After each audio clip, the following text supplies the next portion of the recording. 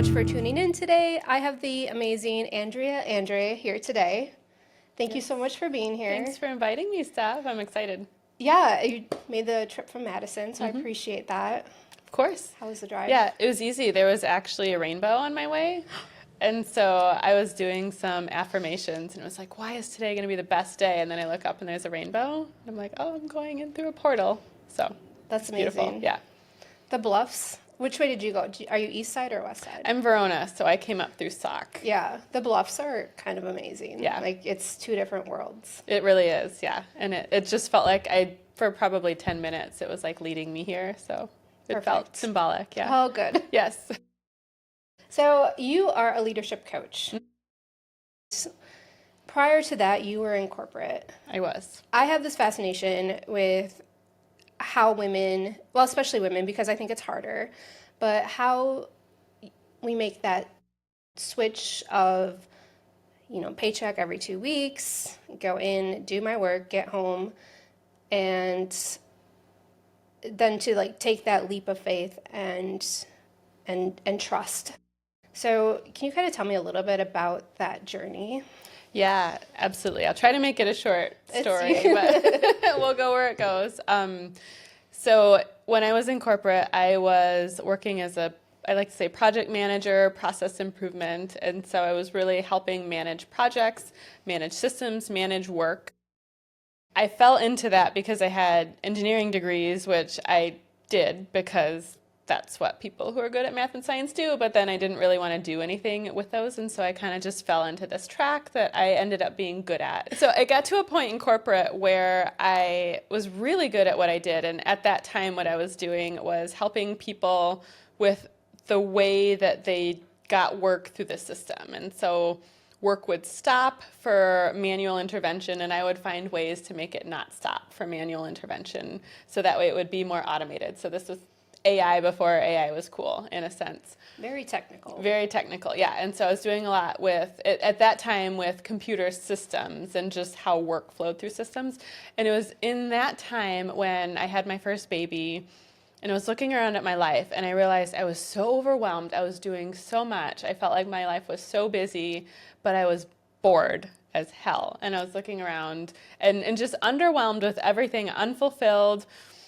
And in that time, as I was sitting and reflecting and looking around, I was also starting to feel like I wasn't living up to my potential. At that point, I had done all the things. I had this checklist of all the things I thought I needed to do to feel successful and to feel like I'd made it. And I got all those things, and I realized that wasn't it. And so I had this voice inside me that said, if you stay on this corporate path, you won't be living up to your full potential. And for me, that voice was devastating because there was just something about me that knows I'm here for more, there's more I can do, and that I was here, I like to say, to impact people, not necessarily systems or someone else's bottom line. And so I entertained that voice for a few years, and I distracted myself from it because it's a really big thing. Like, everything that you've done is wrong, or if you stay on this path, it won't be right. But eventually, after switching jobs and having another baby, I decided to entertain that voice again because I realized I'm still not happy. I actually was around people that I loved working with at that time, but I still wasn't happy. And I was making good money and all the things that they tell us that we're supposed to do. And so finally, I've told this story a few times, so if people have followed me, you'll hear it again. But it was in 2019, and so it's been 6 years now since I read Eckhart Tolle's A New Earth.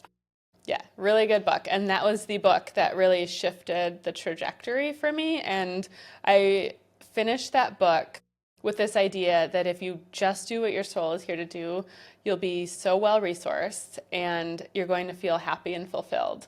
And that's all I knew. I had no idea what that meant for me, but just the idea of staying on the corporate path and doing this for another 30 some years, because I was in my early 30s still. So there's a lot of years left before retirement. And the idea of just going to a job and grinding every day was way more painful than this idea of starting over and this idea of going on this path and figuring out what it is I'm here to do. And so I don't think there was an actual moment, but looking back, it seems like there must have been some sort of shift in my energy, because then when I said yes to just figuring out what that meant, resources started showing up, and I just followed at the time just what I was curious about. I had no idea, but I started just getting curious on questions that were popping into my head that had no business popping into my head, like what is energy, and how can I work on my psychic abilities? How can I be more psychic and intuitive? As I just started doing those things, and then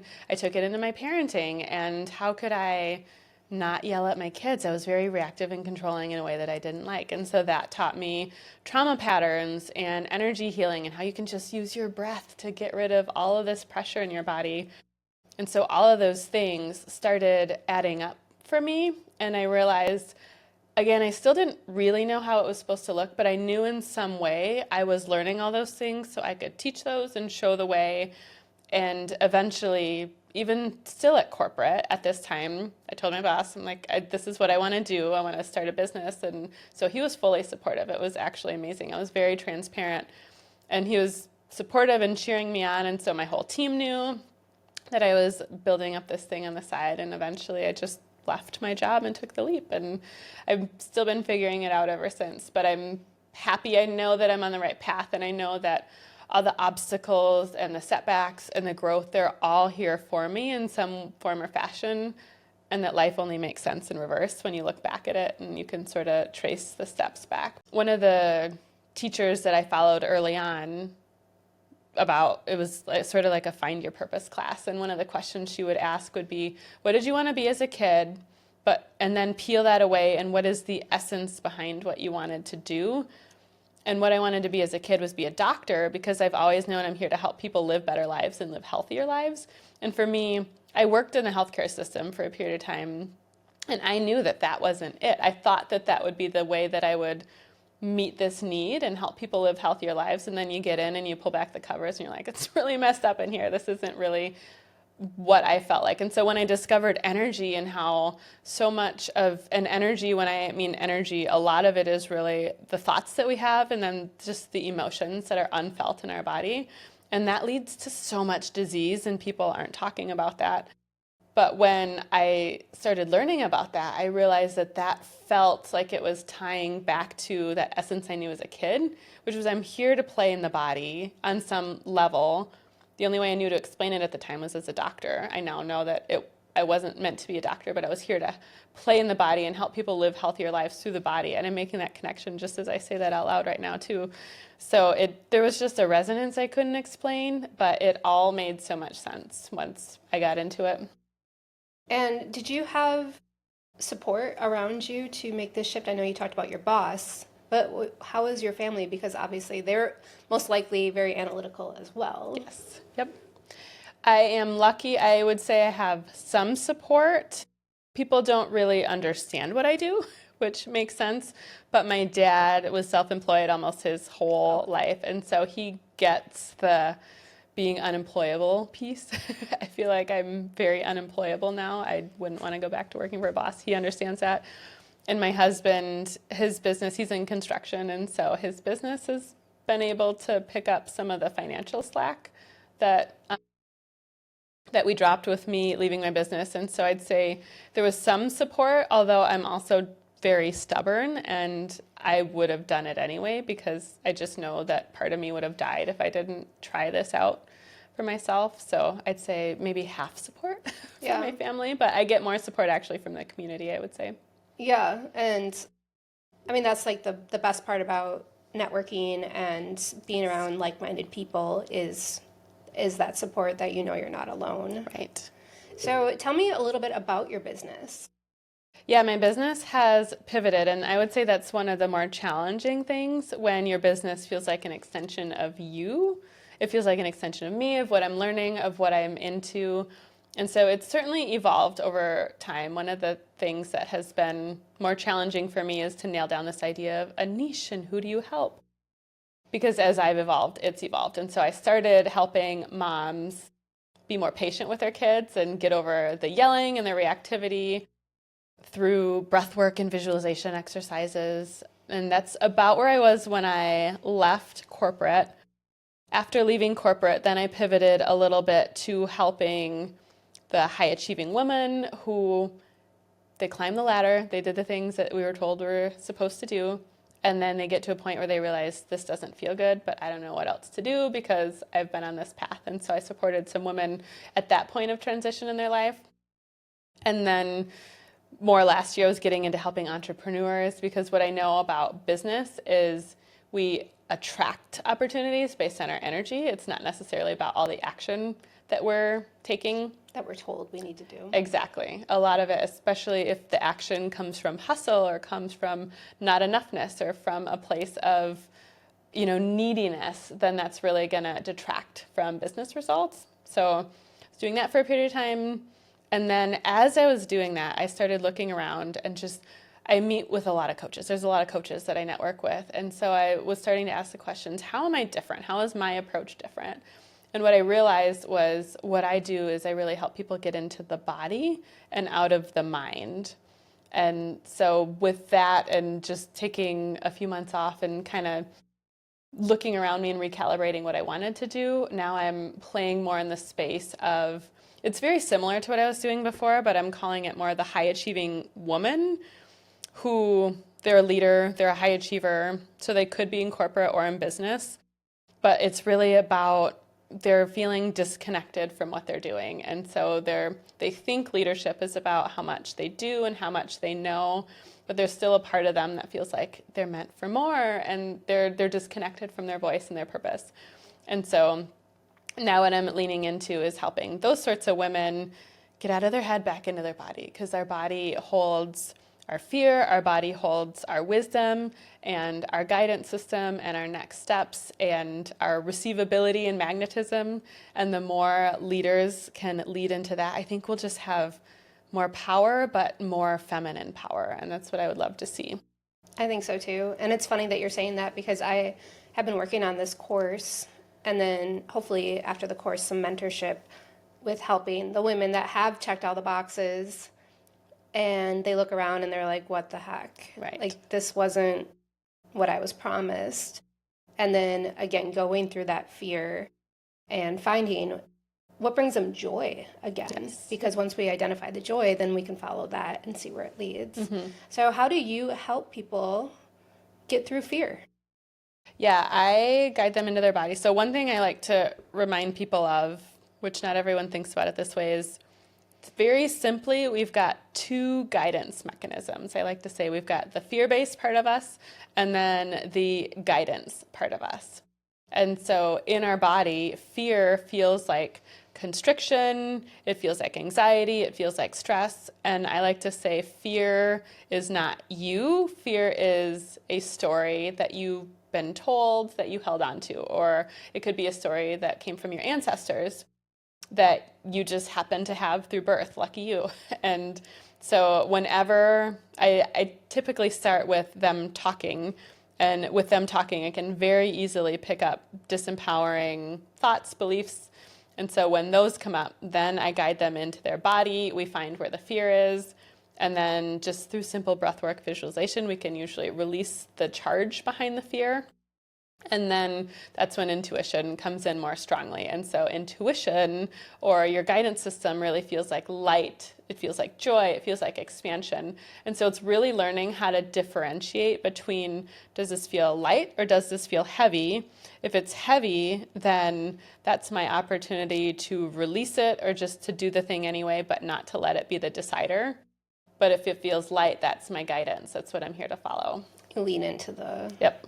into the light. Yep, exactly. Follow the light. Yeah, from within. It's like the light from within. Who do you look to for guidance? Mm-hmm. One that I follow, I like Lee Harris. He does monthly energy updates. Okay. And for a period of time, I was also in his portal. They talk a lot about just energies, just the things I like to talk about. And another person that I follow right now is Kyle Cease. Okay. I don't know either of those. Yeah, they're great. Kyle Cease is a former stand-up comedian, and so he brings comedy into his transformational work too. Like, it's brilliant. So he's just fun to follow and listen to. And what is it that those two bring to you that kind of keep you going back for more? Yeah, Lee, there's something about energy updates, and a lot of people do them, and I've started, one thing with energy updates I've noticed is they're interesting. It's like, oh, this is going to forecast what happens this month. And then it never really happens as you expect it to. And so I'm starting to, I just find him interesting and soothing in the way that he talks. I don't put as much stake in the energy updates as I used to, but it's still kind of nice to know, okay, like if we're all feeling something big, then that's why there's something collective going on. But Kyle, for I've watched every one of his YouTube videos for at least the last year. There's just something about the depth of his transformation that he takes people through, and that's really simple, and it's really about finding the space in your body. So I resonate a lot with what he says too, and it's like, where is that space in your body that just needs attention? And so just the way he does that for people and the big shifts that they have, I don't know, it's a really good question, but I think the comedy helps with him too. So what I understand with fear, and well, it can be so many different things. Like it can be perfectionism, it can be fear of failure, it can be so many different things. But when you take away the charge, the word fear, and all you're left with is a pile of energy somewhere, that's how you transform it, correct? Sure. So it always starts with identifying that you actually have it and being aware, correct? I'd say, yep, starting there, and everyone has a different way of doing it. For me, it's identifying the thought and then finding the constriction in the body, which, yeah, then I like to think of the constriction as an emotion that was never felt. And so that's where the charge comes from.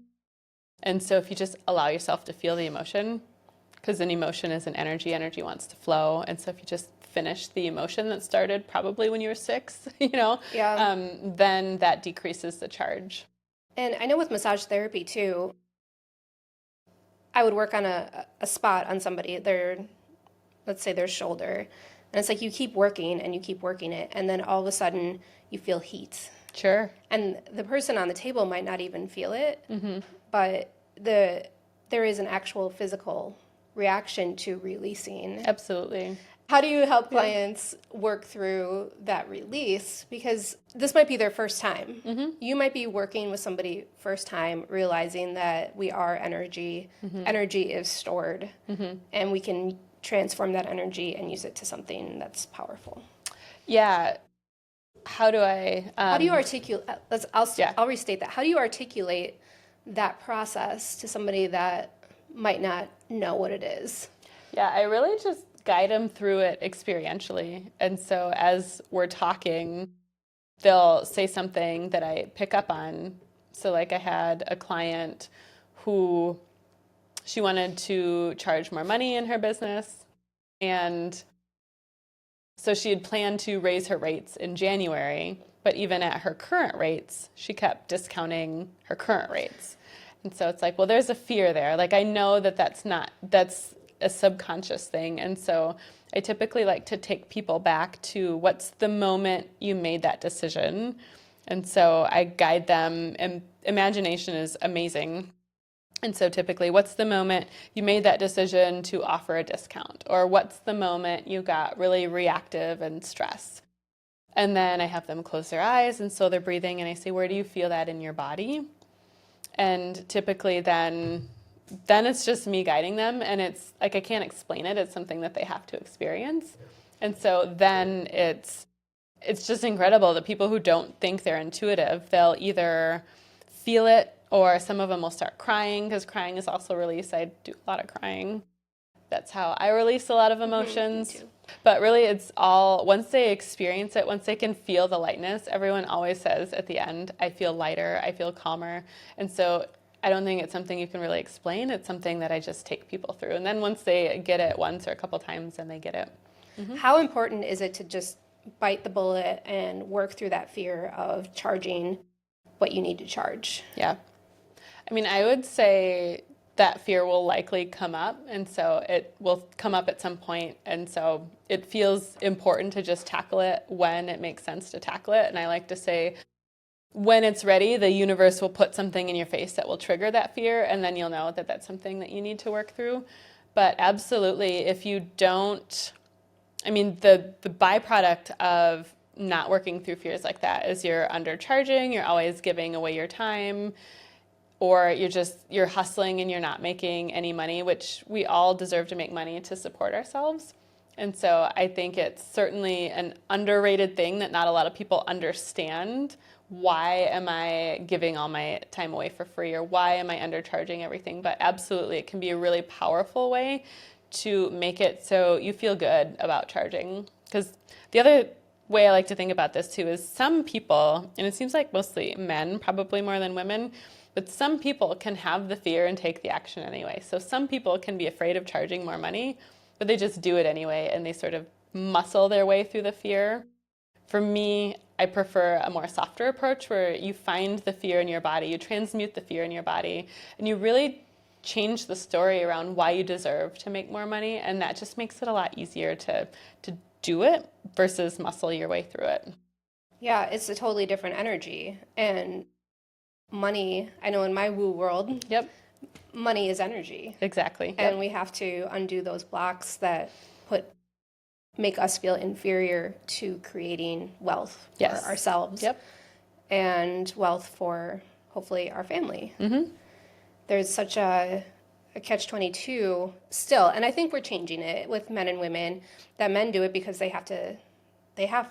There's not a question in men's mind that they have to provide for their families. And for whatever reason, women are still in that caretaking mode where we want to take care of everybody, even our clients, or people we don't know, and we just want to help everybody. Absolutely. And there is a shift now to that help has to have some energy of financial abundance to that. But Yeah, I think it also just stems from women. We've been taught to be martyrs and to not put ourselves first and to put ourselves last. And so we think that we need to overgive and give of ourselves so that way everyone wins before we do. And so I think that's also a paradigm shift too, is no, I deserve it. I deserve to get paid. I deserve to make money. I deserve to be seen in this way. And so I think that's part of the shift as well from what I've seen. over deliver and undercharge, to over deliver and charge what that's going to cost Absolutely. to make somebody happy. Yep.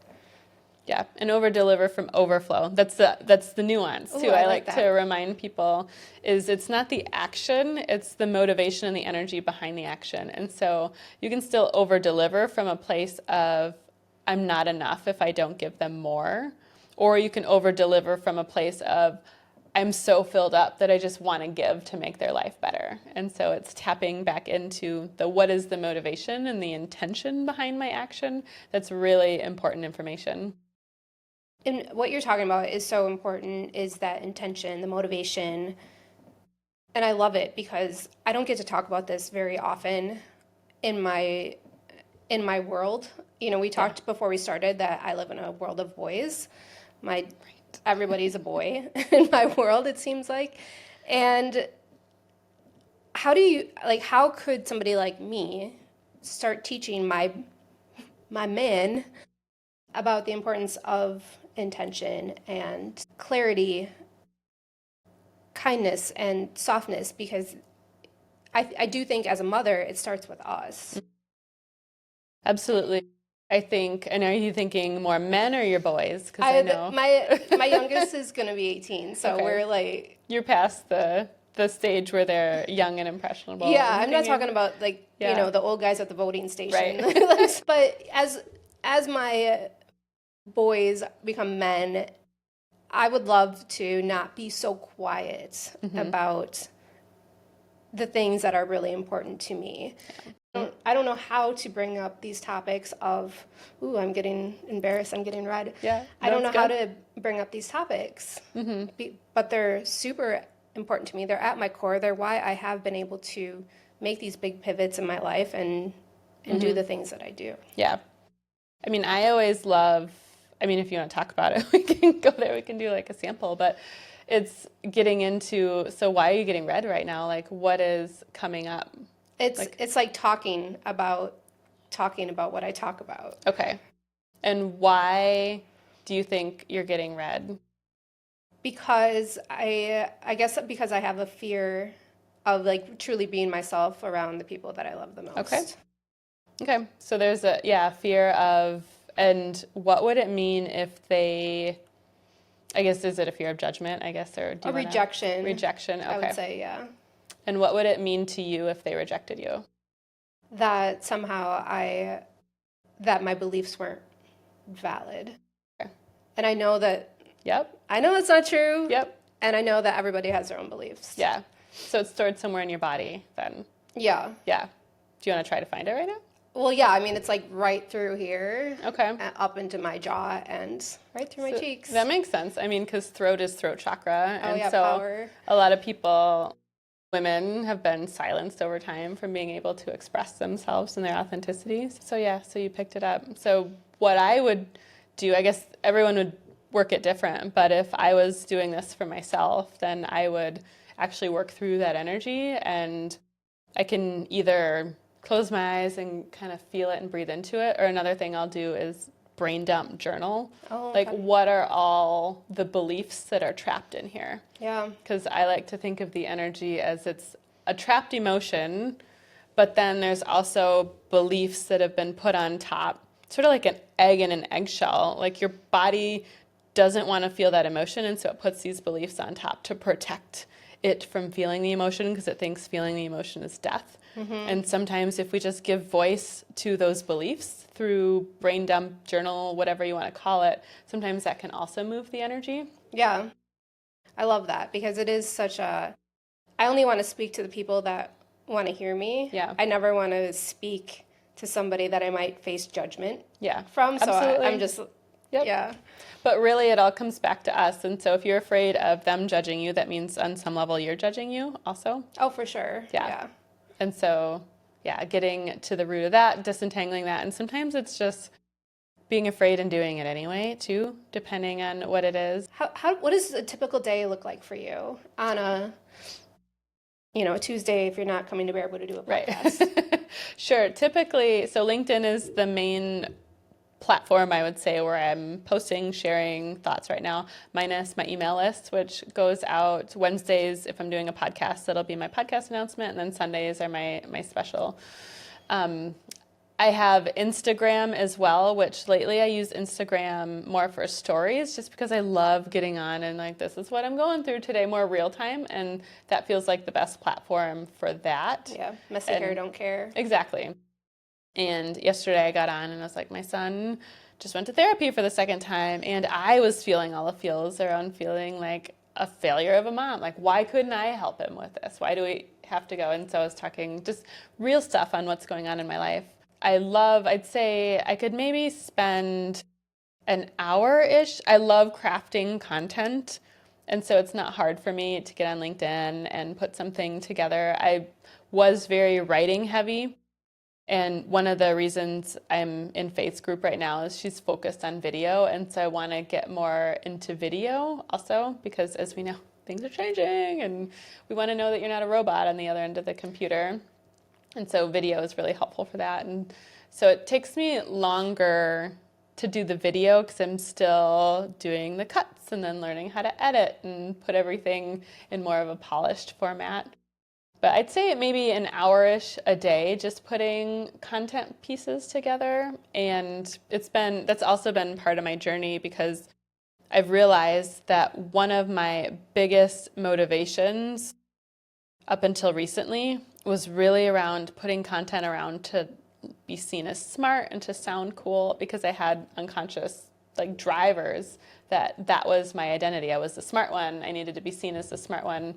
And so I'm really now cognitively trying to shift to, well, what would actually help my client on the other side or my potential someone, and what would activate them, make it more about them and less about me. And so I'm always working on content and trying to figure out how to make it better. But I will say that's one of those things that I learned in the beginning. I tell people who are like, how do you get started with social media? And I say, just do it. It's going to suck in the beginning. No one's going to see it. And you just have to get over that hump because that's how you get better. And so I know by doing the sucky stuff in the beginning, that is how I've gotten better over time. I used to have this fear up until recently, up until that you and I were at that event, that social media breakfast evening thing. Oh, yeah. Yep. And I've always had this fear like, oh, am I creating too much content? So I asked Josh Clemens, Yeah. I'm like, do you think I'm creating too much content? And he has like 3 podcasts. Yeah, Like, right. he posts like all the time. And he was like, there's no such thing. Yeah. And that was so helpful to me where it's like, oh, okay. That's just in my head again. That's Mm-hmm. that fear that I'm creating too much content and get over it. Right. Just do your thing. Yeah. And there's so many times where I'll have this idea for a short video and then it's like, oh, I don't have makeup on. I should go for a walk. Oh, it's raining out. I need to do the dishwasher. And yeah, Yep. it's just so, it's a constant fight against that Yeah. ego. I know. It is. And I feel like I'm a little disappointed with LinkedIn because I feel like it used to be you could do more raw videos on there and then it changed its format. Now you're seeing like all the hyper edited and that's the stuff that's getting airtime. So I'm actually a little disappointed with that change because I feel like it was a little more raw and real and now it's shifting away from that. So What has been the biggest challenge for you since starting your own business? I would say one has been the nailing the niche and the message and feeling like I know so much. How do I distill it down in a way that, because consistency, as much as we want to say, you know, you're smart and the right people will come, also consistency is helpful and sharing the same message over and over is helpful. And so I'd say figuring out what is it that I want to share over and over, what do I want to stand for, how am I different from all these other coaches, how do I articulate that, how do I, learning marketing, I mean, I have 2 engineering degrees, and so I did nothing in business before this. And so learning what marketing means and going through all the, this is the bro marketing tactic, but all that is dying. So I sort of learned it at the same time it was dying and have been evolving.